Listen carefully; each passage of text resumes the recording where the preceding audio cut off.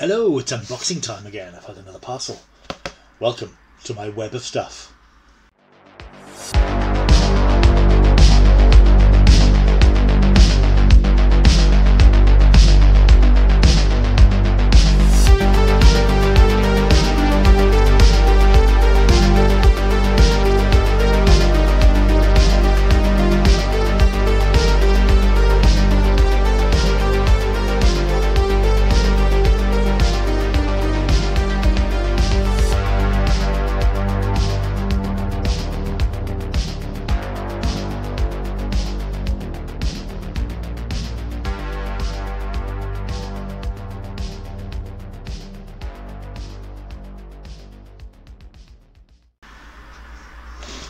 Hello, welcome back to my world of stuff, my name.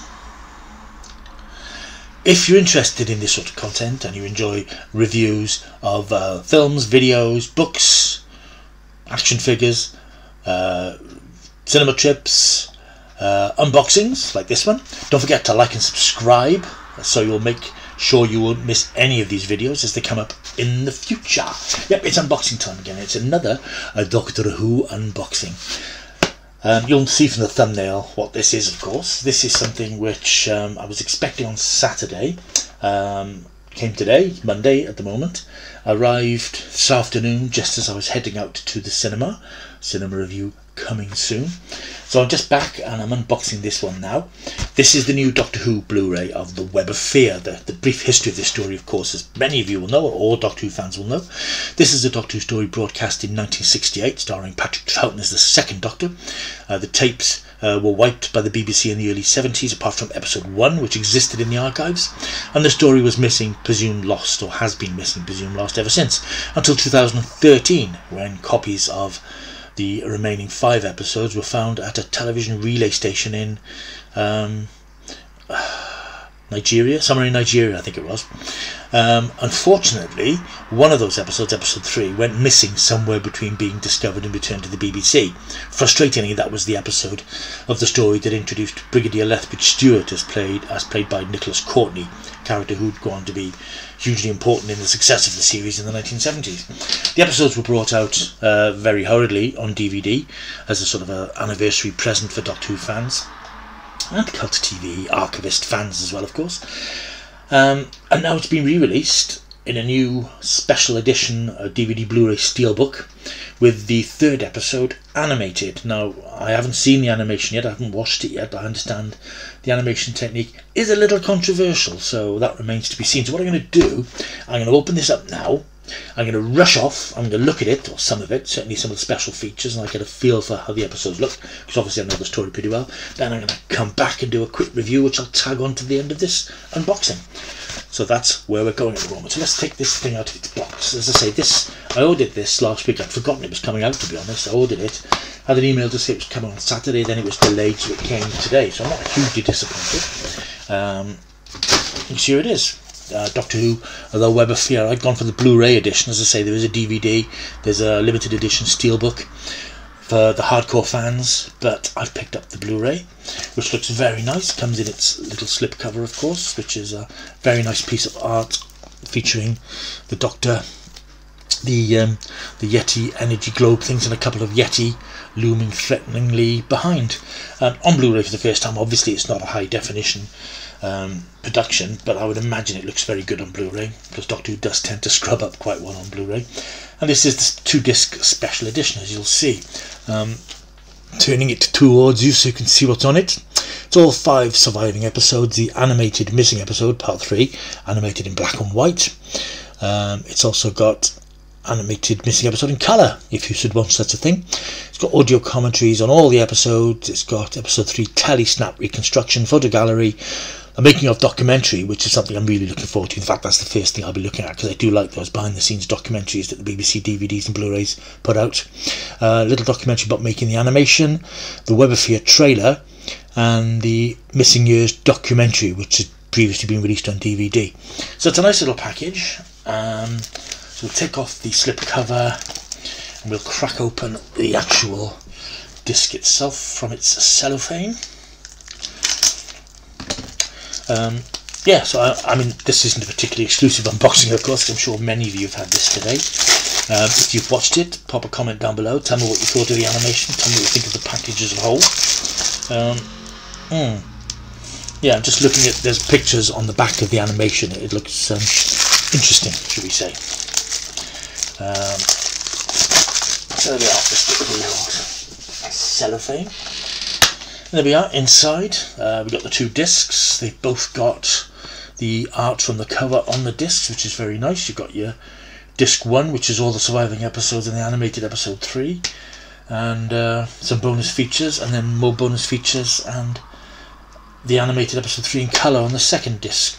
And you also get booklet with more exciting Doctor Who products, and a very nice little booklet about the story itself. The making of the story, production notes. Yeah, nice little 12-page booklet. I mean, the BBC do go the extra mile with Doctor Who. I think they know that the fans really appreciate this stuff. Yeah, so that's the Doctor Who Web Affair Special Edition, which has arrived today. So as I said, what I'm going to do now, I'm going to dash off and look at some of this, and then I'll be back shortly to let you know what it's like. The next day.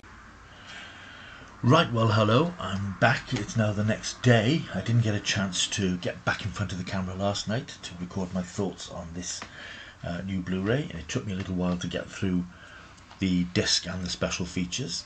And it's an interesting one. I mean, the story, we know the story. This is a sequel to the previous year's The Abominable Snowmen, where the Doctor and his companions pitch up at the London Underground, where it's covered in web, and the Great Intelligence is using his new Mark II Yeti to terrorise the city. Features the first appearance, as I mentioned, of Brigadier Lethbridge Stewart in episode 3. The picture quality of the remaining 5 episodes is great. It does look good on Blu-ray. Obviously, as I said, it's not high definition, not proper HD, but obviously on Blu-ray, on the format, it looks as good as we're ever going to see it.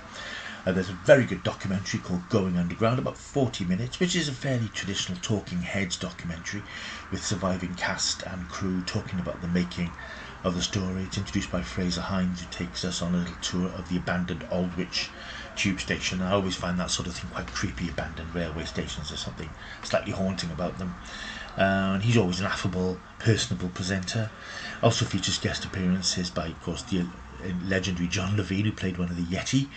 The late Ralph Watson, actually, who appears as one of the units, or if this is pre-unit, of course, one of the soldiers in the story. And he passed away last month, so it's quite poignant to see him talking very fondly about the story. We have Tina Packer, who played Anne Travers in the story. She now runs her own theatre in America, so it's quite interesting that they managed to get some footage of her. Obviously, this is a story that's 50-odd years old, so it's remarkable that there's anybody still around who's involved in the episode. But they give good value talking about the making of the serial and their memories of it, and you know, they all think very fondly of it, and it's particularly its director Douglas Camfield, who everybody who worked on one of his stories always says what a professional and personable person he was. We've also got on here, there's the Tallysnap reconstruction of the missing third episode. There's a documentary from 1998, which is extremely out of date now. The missing Doctor Who episodes, the Missing Years documentary. I remember this was on a previous VHS or DVD release many years ago, introduced by a much younger looking Fraser Hines and Deborah Watling before she passed away, sadly. Or before she sadly passed away. Of course, since then things have changed. A lot more missing Doctor Who episodes have arrived, but it's interesting, if you know, obviously out of date documentary looking at the status of missing episodes. I'm sort of delaying getting to the USP of this disc, I suppose. It's that animated episode 3. It's hard to know what to say about this. And it's hard to criticise people who go in with the best of intentions to fill in the gaps in Doctor Who animation. And over the years we've seen lots of different releases that have animated episodes in various styles, some more successfully than others. And the problem I have, not being a big animation fan, animation's never really going to make the story stick. I mean, I've seen all the previous animations, Power of the Daleks, Faceless Ones, the Macra Terror, and I'd still be hard pressed to tell you the details of the stories, because I'm aware when I'm watching them that I'm not watching what was transmitted. I'm just watching an animated reconstruction, which is never going to be what was made originally. But the animation generally has been quite fluid. If obviously, you know, we're not talking Pixar standard here, this is sort of fairly basic, but acceptable animation. This time around they tried something a bit different. This is a sort of motion capture type animation where they've had actors and performers playing the parts of the characters and then animated around them.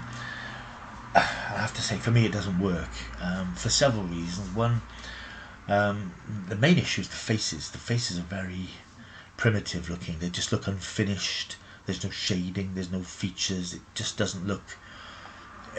It sort of reminds me of a sort of Captain Pugwash-y sort of 1960s animation. There's not much expression in the faces. The resemblances are, apart from one or two characters, obviously Patrick Troughton is quite easy to capture because he's got that expressive face. But Deborah Watling and Fraser Hines don't come out of it very well. They don't look particularly like Jamie and Zoe. Lethbridge Stewart looks startled, frankly. Jack Woolger's character, Sergeant Arnold, looks quite accurate. Ralph Watson's character looks quite accurate. But the main issue is the movements. The movements are very odd. It's animated in a style that makes them look like Jerry Anderson puppets. If you remember the old classic Anderson shows, Thunderbird, Stingray, Captain Scarlet and so on, there was always that sort of, the puppets were always sort of twitching and moving, and that's what you get with this.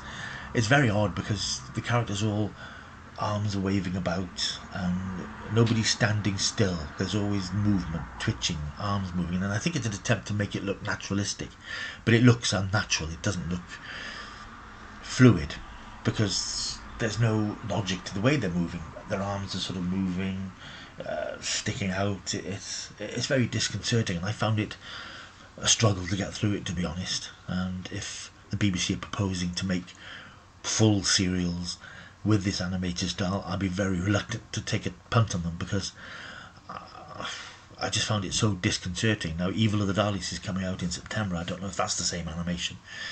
I'm sure it's a technique that will improve over time as they get more used to doing it, but this one didn't work for me. It's not what I'll watch again, to be honest. I just found it very jarring, and I'm not taking a pop at the people who've gone to a lot of effort and a lot of time to do this, but for me it didn't work. For some it might, but for me, nah, I'll stick to the reconstruction, frankly. So yeah, that's The Web of Fear on Blu-ray now, as I said. It's on Blu-ray, DVD and Steelbook, available now. Well worth a look. For the special features alone, the documentary is excellent. The scrubbed up picture quality is superb on Blu-ray, and it gets from me a big fat 8 out of 10. That's The Web of Fear, which is available now. Take a look if you've bought it. Let me know what you thought of it. Leave a comment down below, and don't forget that subscribing business. There's a thing here somewhere to subscribe for more of this type of content. That's it for me. Until next time, you know what they say. Oh yeah, sorry, the camera's up there. Keep taking the stuff.